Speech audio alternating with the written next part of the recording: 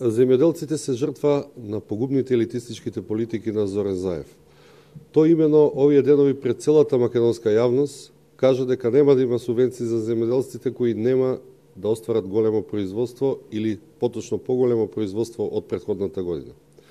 Тоа практично значи дека владата на Заев нема да има слуки за трудот и маката на земјоделците кои може да имаат повисоко производство од претходната година, а тоа значи дека причините, како што се и временските непогоди, временските прилики, покрај тоа што ќе бидат казнети од природата, ќе бидат казнети од Заев со недобивање на субвенции.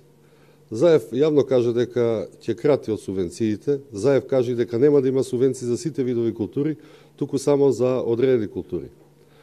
Ова истовремено ќе значи крах за земјоделското производство и тотално исчезнување на некои култури од македонските полиња. Заев се поиграва со македонските земјоделци, со нивната мака и труд, и владата на СДСМ со кратење на субвенции свесно сака да го уништи земјоделството. Политиките на СДСМ во земјоделството ќе овозможат опстанок само на крупните земјоделски предпријатии и комбинати, што во исто време ќе значи и крах за малите земјоделци кои своите фамилии ги прехрануваат од земјоделската дејност.